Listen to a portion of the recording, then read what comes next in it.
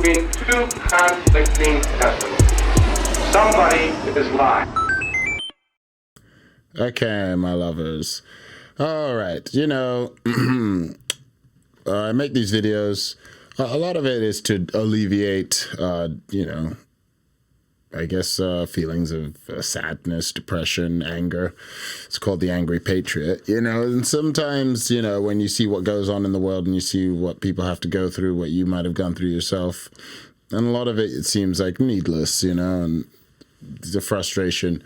And sometimes you've had enough, and you feel like speaking curtly and openly and freely, and you've just had enough. And this young lady is speaking at a Kansas City board meeting, Kansas City, Missouri, Ferguson, Missouri, the state in which Ferguson police.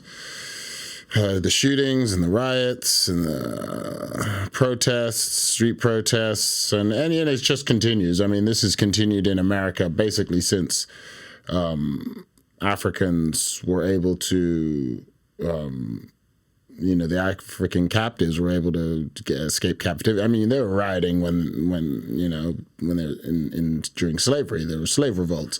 So there's really been revolts against the system ever since America was founded. It's been built on a shaky foundation of degradation and forced labor, which to this day we just don't want to reckon with it. We just sweep it under the rug and pretend like it never happened, and let's move on into the future, and not understand that we've left people have been left in the ditch, in the dirt, with not only no monetary compensation, which is one thing that, but just no recognition of the humanity of what they've gone through. It's just always like, well, just pick your bootstraps up. It's like, if there's never been bootstraps for a lot of these people, it's just been like, okay, well, even when slavery ended, it's like you're free and you just go. Like it wasn't like wasn't like they had anything to go to or any home or anything. They had worked all their lives, a lot of these people, and had nothing.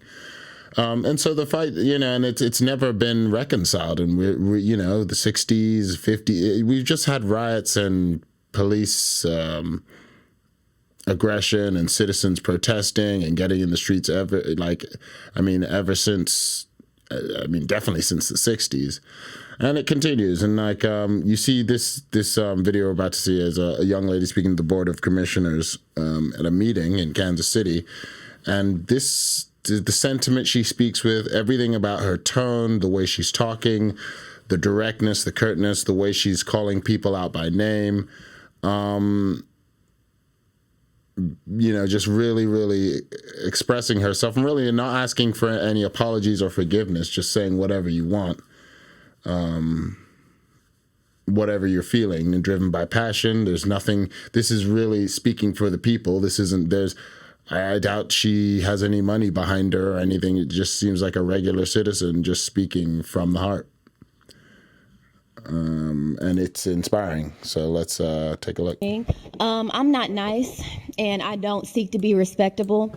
I'm not asking y'all for anything, because y'all can't and won't be both my savior and my oppressor. I don't want reform. I want to turn this building into luxury, low-cost housing. These will make some really nice apartments to me. Firstly, stop using black children as photo opportunities, because they're cute now, but in 10 years, they're black male suspect in red shirts and khaki shorts. Eating cookies and drinking milk with children does not absolve you of your complicity in their oppression and denigration, Rick Smith. Because Kansas City will spend more on police than education and then try to encourage children to feast with their oppressors. Y'all are really weird. It's asinine to be called radical or homegrown terrorists for not wanting government employees to kill citizens in any instance. So I'm not here begging anything of soulless white folks and self-preserving black folks. You get one life, and you all in this room have chosen profits over people, and that's pathetic. So I'm going to spend the next 2 minutes reading y'all for a filth, something I'm sure nobody has ever done.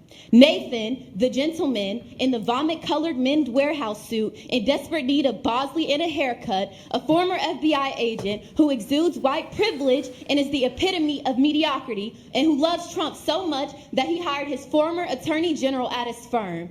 And it's so sweet because he spent most of this meeting meeting looking away with his head in his hands. Or Pastor Mark of Victorious Life Church on 34th and Paseo, where the mission is to provide a place and opportunity to worship Jesus Christ and preach a message of hope and faith through God's holy word in the building. Meanwhile, he's subjecting black people to terrorism and un-Christ-like behavior at the hands of KCPD outside the building.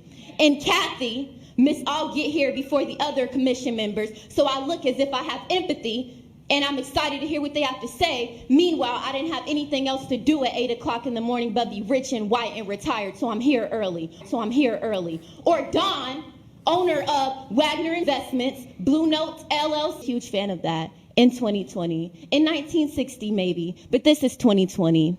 And Q, had I not spent the entirety of the last 6 months dragging you, I would have more to say, but I don't. I think that's the mayor. And Rick, I won't even begin with you because I don't care enough about you. Ma'am, your time to is up. start, but you will have to spend overtime in a chapel at the end of your life. You have blood on your hands, and while these idiots hold you on a pedestal, God does not honor injustice and murder. Anyways, I'll leave you soulless, profit-driven, avaricious, greedy, God-forsaken humans, including anyone who works in this building, with one Bible verse from the Bible detailing the life of Jesus Christ, who was another unarmed black man murdered by authorities in the book you hellbound people claim to love so much. What does it profit a man to gain the whole world and forfeit his soul? You're really funny. Kiki. Fair warning. I'm What? Like, what? What the wow. Wow. She said so many things that it was hard to, that is some real economy of language. Just get to the point and really just started throwing heaters. Like, just throwing heaters. Like, wait a second. Like, wait a freaking, what the I don't care enough about you. Ma'am, your time is up. To start, but you will have to spend Ooh, wait. She's like, ma'am, your time is up. She's like, no, I got to finish this. Oh, my gosh. overtime in a chapel at the end of your life. You have blood on your hands. You'll need overtime in a chapel at the end of your life. You've got blood on your hands. And while these idiots hold you on a pedestal, God does not. While these idiots hold you up on a pedestal, she also said some shit like your white privilege, your mediocrity. And I'm like, oh, my God. You're like singing harmonies in my ear right now. Honor injustice and murder. Anyways, I'll leave you soulless, profit-driven, avaricious, greedy, God-forsaken humans, including anyone who works in this building, with one Bible verse from the Bible detailing the life of Jesus Christ, who was another unarmed black man murdered by authorities in the book you hellbound people claim to love so much. What does it profit a man to gain the whole world and forfeit his soul? What does it profit a man to gain the world and forfeit his soul? You know, I'm not a Christian anymore, but some of those verses, I did grow up reading scripture and everything. My gosh, it's like profits over people. You know, as lefty, like she's basically saying some hella lefty things to me at the end of that shit. I was like, I don't know who this lady is, but she's spitting. I don't know if anybody knows who she is, but as of this point, but she's throwing freaking fire.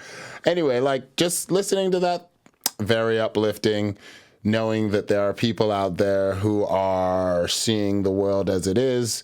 I think the first revolution, you know, in terms of making changes in the world is really the revolution of the mind and not accepting the lies. Like, you can lie to me, you can even hurt me and physically abuse me, but you can't change my mind. You can literally only do those other things. You can only use violence. And that's what the state has at this point. They have the monopoly on violence, and they can hurt people and they can put you in jail, but they can't stop us from seeing what's happening. And as the young people see what's happening and they see the truth, and we start to break down these old ideas of what authority is and what we need police for. I mean, even the concept of defunding the police and reinvesting in the community, if you had said that before Trump's administration started, it would have been ridiculous. And it's like, now people are starting to see that, like, you know, this whole drug war has played itself out. We're seeing the effects of the drug war. We're seeing that, like, prohibition of substances that people are going to do anyway really only leads to black markets, great wealth for people who are willing to risk criminal prosecution in order to run drugs, ultimately, and then because of the money that you can make because of the illegal drug market, it's going to bring violence. It's going to bring robbery. I mean, that's essentially what happened in the cocaine game. It's like easy money, cocaine, super chill. People were making money, but then people are like, oh, these cocaine dealers are super chill and they have lots of money. Easy people to rob, and no cocaine dealer is going to go to the cops for protection.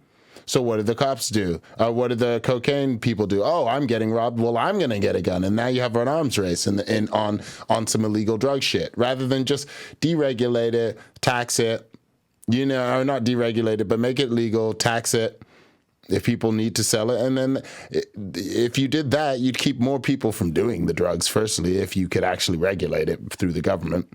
You'd keep people who are only old enough to do it. Number one. Number two, you take away all the profits from the criminal element and put it into, I mean, who knows? I mean, business people, it's not like they're not criminal. It's not like they're guaranteed to not be a criminal element. I mean, just look at Enron. But anyway, I mean, I digress a little bit because, I mean, not so much. I mean, this is it. This is part of the fight. This is part of the fight for defunding the police. Part of it is the mental fight. This videos like this young lady is showing that like she has completely not bought into the framing of all of the board of police commissions. She has her own ideas of what society looks like, and it has nothing to do with their framing. She has her own vision of the way the world could be, and that's kind of the first step we need to get to. The idea of socialism, capitalism, this, that, or the other, it doesn't matter what you call the system. It just matters how your vision of the future is. How practical is it? How can we move forward? What are things that most people want to do? And how can we put that into place? And this is the start of it, ladies and gentlemen.